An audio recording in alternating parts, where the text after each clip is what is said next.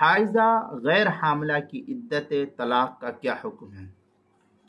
چنانچہ جس عورت کو حیض کا سلسلہ جاری ہو اور وہ حاملہ بھی نہ ہو تو اس کی طلاق کی عدت 3 ماہواری ہے۔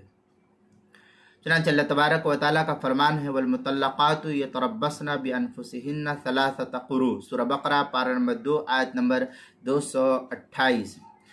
سنن ابن ماجہ میں ہے عائشہ رضی اللہ تعالی عنہ قالت امرت بریرہ ان تعتد ب3 حیض۔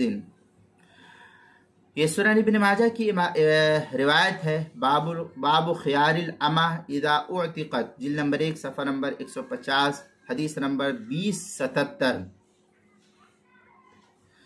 آگے ہے فتاوی ہند کے اندر اذا طلق الرجل امرأته طلاقا بائنا او رجعیا الى قولی وهي حرہ ممن تحیض فعدتها 3 اقراء۔ اس طریقے کے عبارت فتاوی ہندیہ کتاب الطلاق باب الثالث عشر فی عدہ، جلد نمبر 1 صفحہ نمبر 580، جو جدید چھپا ہوا نسخہ زکریا بک ڈپو دیوبند کا ہندی نسخہ اس کے اندر۔